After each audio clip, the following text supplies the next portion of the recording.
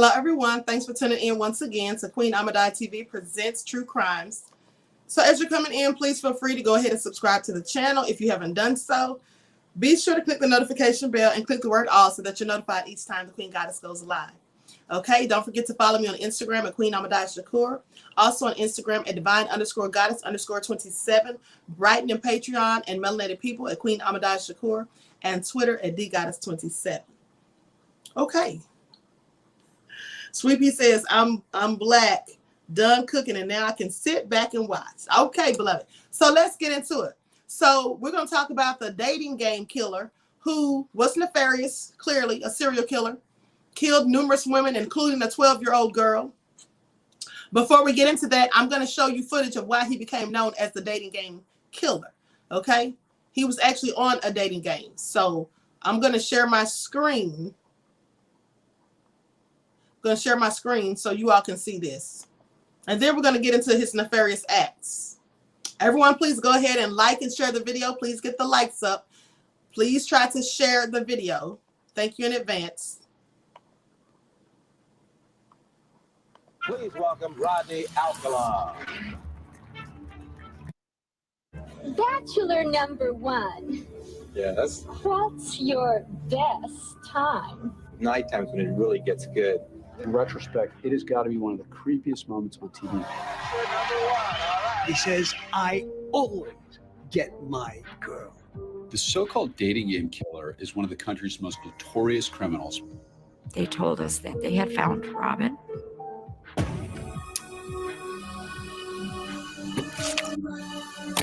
It was devastating. There's nothing that hurts like that. Nothing. Her plan was to shoot Alcala. She wanted to avenge her daughter. He was a sadistic killer who deserved death. Model prisoner. Okay. So I'm not going to show so much of that because clearly that's their video 2020. Okay. TJ says, ew. So yes, he reminds me just from looking at him. He looks similar, in my opinion, to the Night Stalker California killer known as Richard Ramirez. Richard Ramirez is his real name, but he was known as the Night Stalker. I did a video about him on the other channel. I don't know if I still have it. If I do, I'll upload it. If not, then I'll just redo it because he was clearly nefarious too. Okay, so now let's talk about his crimes. He died yesterday at the age of 77 of natural causes, they say, in prison. So let's talk about it. I need my spectacles for this small print.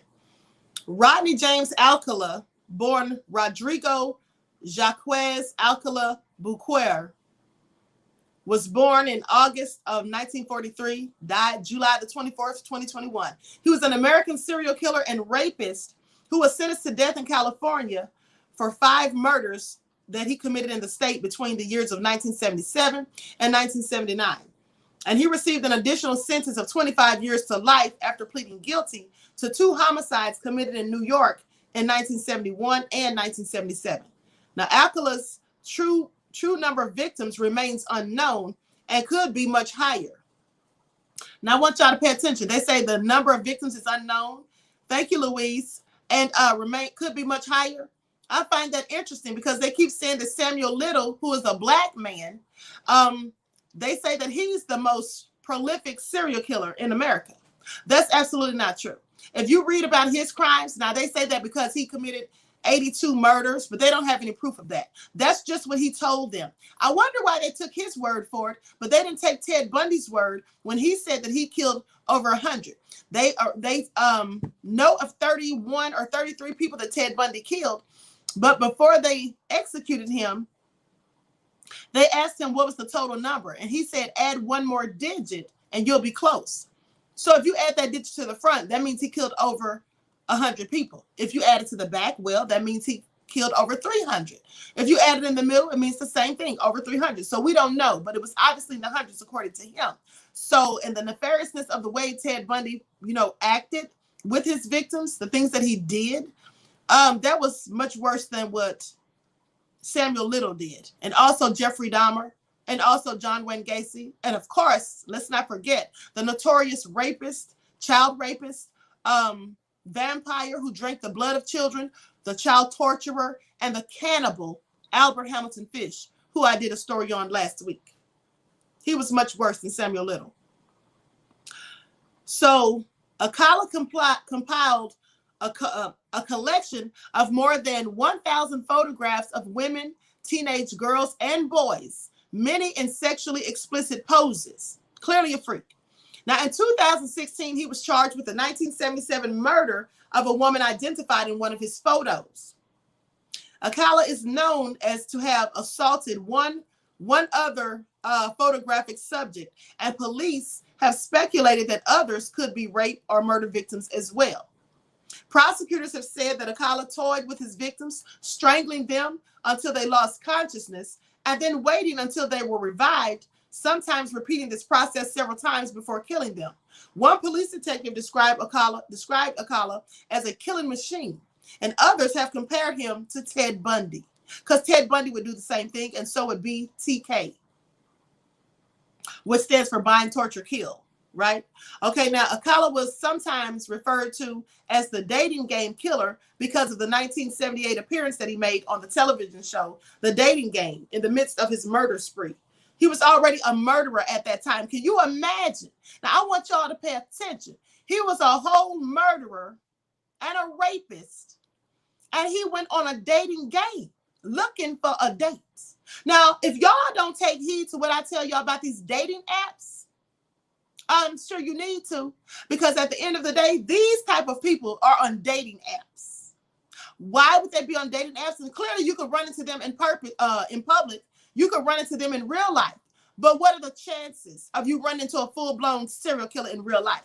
I tell you what, your chances of meeting one are surely enhanced by going online looking for love, honey, on dating apps. That is a playground for these type of nefarious people, because they could easily go out here and get victims, take them off and kill them, and nobody would be the wiser. They could put fake names and fake profiles, honey. You won't even know what they really look like until you show up at the meeting place.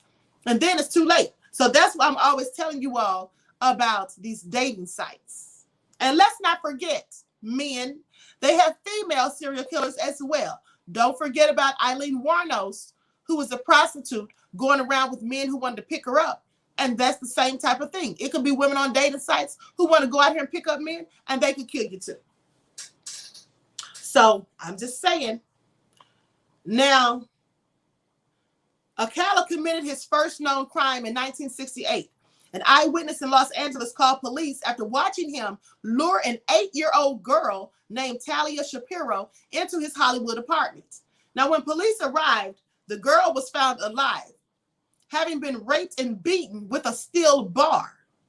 But Alcala had fled. Now, to evade the resulting arrest warrant, Alcala left the state and enrolled at the NYU Film School using the name John Berger. In 1971, he obtained a counseling job at the New Hampshire Arts Camp for Children using a slightly different alias, John Berger. In June of 1971, Cornelia Michael Crilly, a 23-year-old TWA flight attendant, was found raped and strangled in her Manhattan apartment. Her murder remained unsolved until 2011. The FBI added Alcala to its list of the 10 most wanted fugitives in early 1971. Now, a few months later, 2 children attending the arts camp noticed his photo on an FBI poster at the post office. Alcala was arrested and extradited to California. By then, Shapiro's parents had relocated. They had taken their whole family to Mexico, and they refused to allow her to testify at his trial. So, unable to convict him of rape and attempted murder without their primary witness, Alcala was convicted of child molestation. Now, he was paroled in 1974 after serving 17 months under the indeterminate sentencing program. This was popular at the time. Now, it allowed parole boards to release offenders as soon as they demonstrated evidence of rehabilitation. Well, that just goes to show that they clearly can be fooled. Less than 2 months after his release, he was rearrested for assaulting a 13-year-old girl identified in court records as Julie J. She had accepted what she thought would be a ride to school. Once again, he was paroled after serving 2 years of an indeterminate sentence. Here's the thing. Why would they keep giving him parole? Especially after he did the second time. I'm sorry, this is crazy. Van says, I seen the story. He raped teenage girls in the 70s. He lured them by saying he was a photographer. Yes. But why would they keep giving this man parole? This is also crazy and putting him in these programs. So it goes on to say that after Alcala's second release in 1977, his Los Angeles parole officer took the unusual step of permitting a repeat offender and a known flight risk to travel to New York City. NYPD cold case investigators now believe that a week after arriving in Manhattan, Alcala killed Ellen Jane Hoover, 23-year-old daughter of the owner of the popular Hollywood nightclub called Ciro's, and goddaughter of Dean Martin and Sammy Davis Jr. Her remains were found buried on the grounds of the Rockefeller Estate in Westchester County. Then in 1978, Alcala worked briefly at the Los Angeles Times as a typesetter and was interviewed by members of the Hillside Strangler Task Force as part of their investigation of known sex offenders. Although Alcala was ruled out as the Hillside Strangler, he was arrested and served a brief sentence for marijuana possession. Now, during this period, Alcala convinced hundreds of men, young men and women, that he was a professional fashion photographer and photographed them for his portfolio. A Times co-worker later recalled that Alcala shared his photos with workmates. She says, I thought it was weird, but I was young. I didn't know anything, she said. When I asked why he took the photos, he said their moms asked them to. I remember the girls were naked. So clearly she knew that was crazy. Now, he said he was a professional. So in my mind, I was being a model for him. This is what the woman said when she allowed him to photograph her in 1979. The portfolio also included a spread after spread of naked teenage boys. Most of the photos were sexually explicit and most remain unidentified. Police fear that some of the subjects may be additional cold case victims. In 1979, according to a later trial testimony, Alcala knocked unconscious and raped 15-year-old Monique Hoyt while she was posing for photographs. So in 1978, Alcala was a contestant on the popular game show, The Dating Game. Host Jim Lank introduced him as a successful photographer who got his start when his father found him in the darkroom at the age of 13, developing pictures. Between takes, you might find him skydiving or motorcycling, they said. A fellow Bachelor contestant later described Alcala as a very strange guy with bizarre opinions. Alcala won the competition and the date with Bachelorette Cheryl Bradshaw, who subsequently refused to go out with him because she said she found him creepy. She better be glad. Criminal profiler Pat Brown, noting that Alcala killed at least 3 women after his dating game appearance, speculated that his rejection might have been an exasperating factor. One wonders what that did to his mind, she says. That is something he would not take too well. Serial killers don't understand rejection. They think that something is wrong with that girl. She played me. She played hard to get. That's how they usually think, from what she said. Now, Robin Samso, a 12-year-old girl from Huntington Beach, disappeared somewhere between the beach and her ballet class on June the 20th of 1979. Her decomposing body was found 12 days later in Los Angeles foothills. Samso's friends told police that a stranger had approached them on the beach asking to take pictures, and detectives circulated a sketch of the photographer, and Alcala's parole officer recognized him. During a search of Alcala's mother's house in Monterey Park, police found a rental receipt for a storage locker in Seattle. In the locker, they found Samso's earrings. Now, Alcala was arrested in July of 1979 and held without bail. In 1980, he was tried, convicted, and sentenced to death for Samso's murder. But the verdict was overturned by the California Supreme Court because jurors had been improperly informed of his prior sex crimes. So they didn't want them telling that type of information. because they feel like when you do that, it'll prejudice the jury. But they do it to Black people all the time, just so you know. So they didn't want that information told, and it was. So in 1986, after a second trial, virtually identical to the first, except for the omission of the prior criminal testimony, he was again convicted and sentenced to death. A Ninth Circuit Court of Appeals, the panel nullified the second conviction, in part because a witness was not allowed to support Alcala's contention that the park ranger who found Samso's body had been hypnotized by police investigators.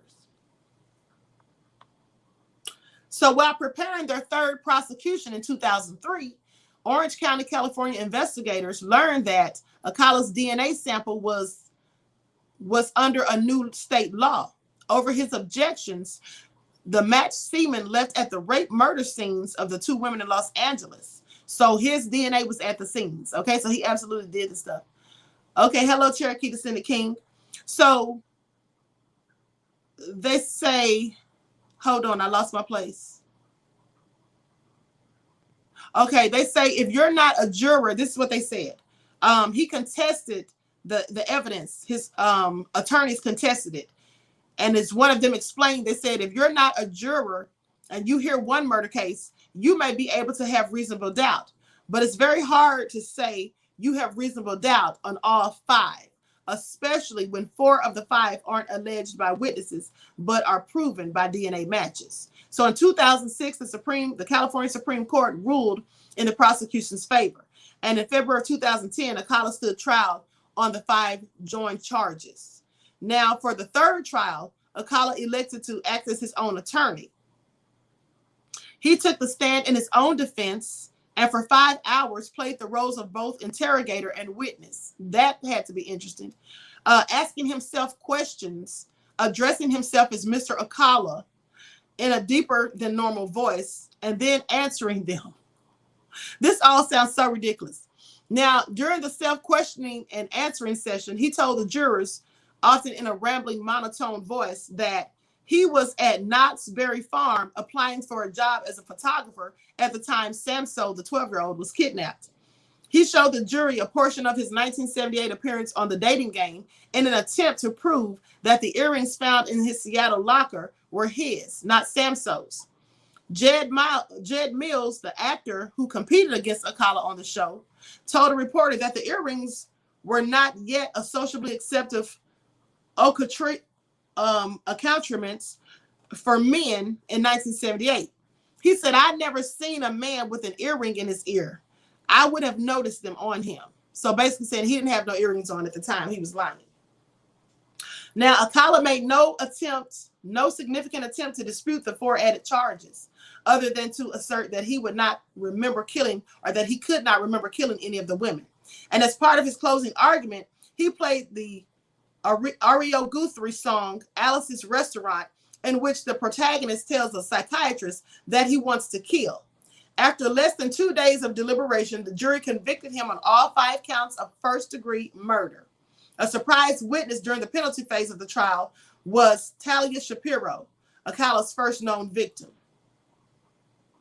Now, Richard Rappaport, a psychiatrist paid by Alcala and the only defense witness, testified that borderline personality disorder could explain Alcala's claims that he had no memory of committing the murders. Please, he wasn't borderline schizophrenic or any of that mess.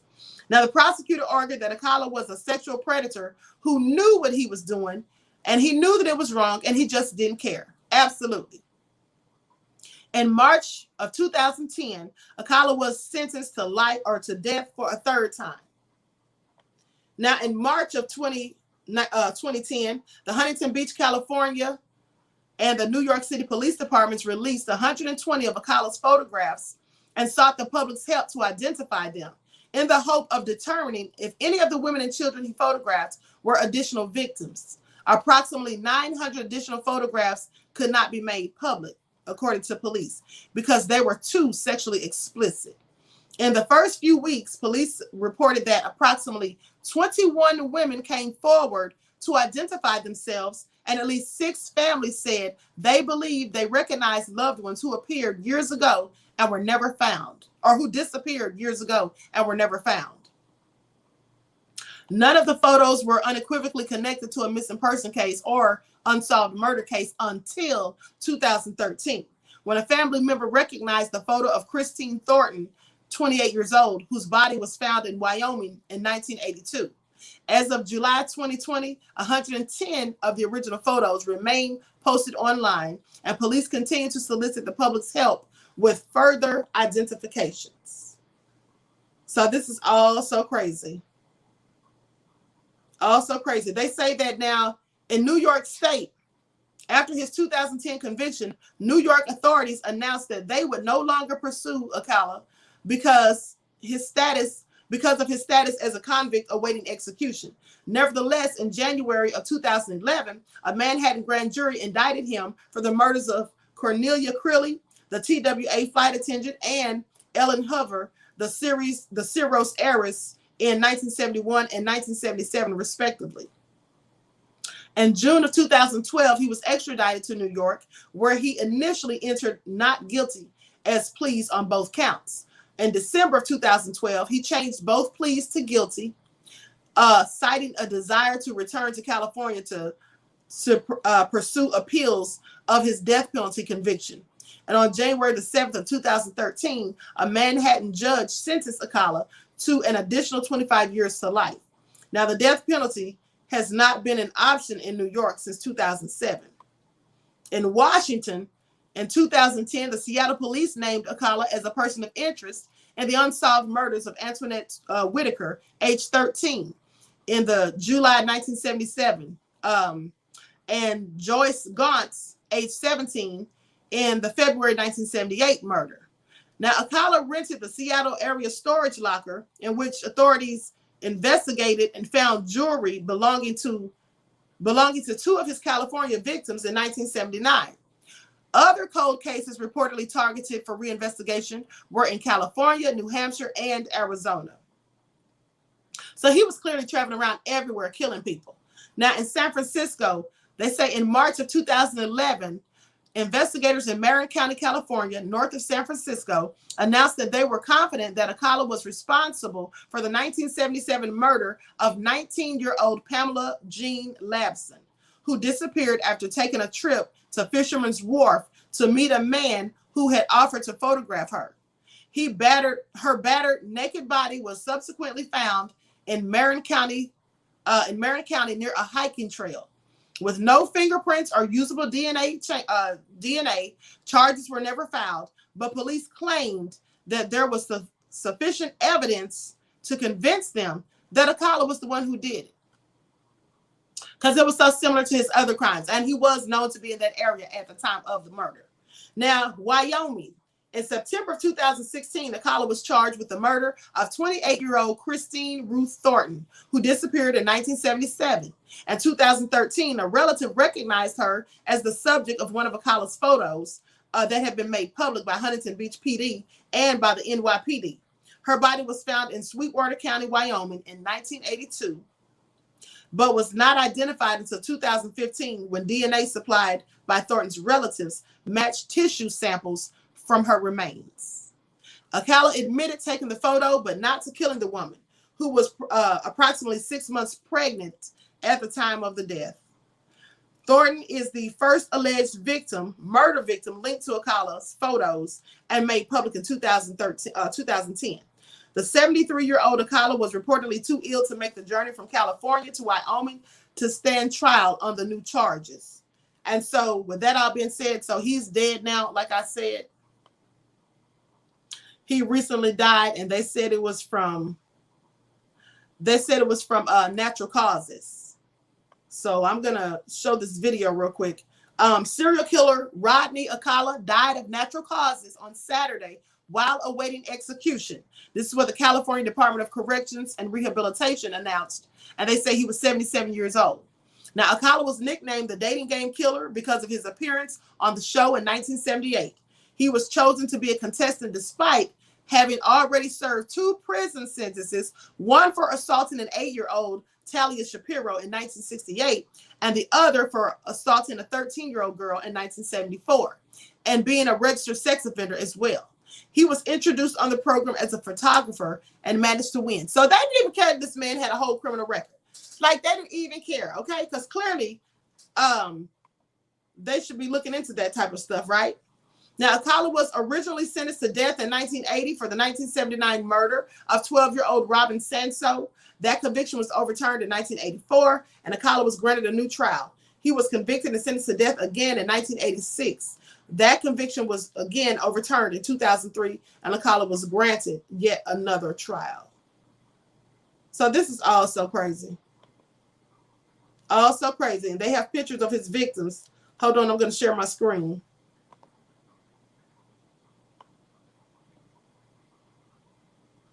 I'm going to share my screen because they have, hold on. Everyone, please get the likes up. Please like and share. Like and share. They have a video here.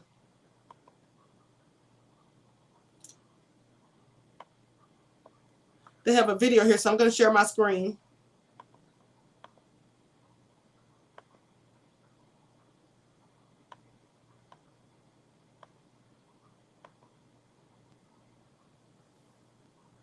"48 Hours" presents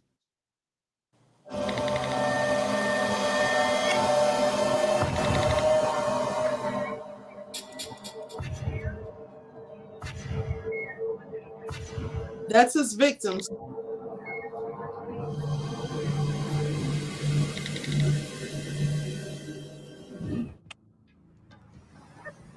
I'm not going to show that video because that's 48 hours. But I just want you all to see some of his victims. The serial killer dating show. Play it at your own risk. Right. So anyway, that is all so crazy, right? But yeah, he's dead. And Flo Rida said he must be white. Well, he was clearly a white Hispanic, right? And he didn't make it to the death penalty because here's the thing, though. When they put people on death row, it sometimes takes over 2 decades for them to even be executed. Sometimes it takes even longer. But he died of natural causes, so they say. They're probably just as sick as he is. I'm just trying to figure out why they kept letting him out of prison and giving him probation and all that stuff. Parole. That was clearly crazy. So yes, people, that's the story of Rodney Alcala, AKA the dating game killer. So I want to thank you all for tuning in once again to Queen Ahmadiyyah TV Presents True Crimes. And make sure you like and share this video. Subscribe to the channel if you haven't done so already. And I hope to see you all in the morning at 9 a.m. for your morning wake-up call. And look out for your notifications because I may go live on the paranormal channel later on this evening. Okay? So until next time, Royal Family, I'll talk to you all again soon.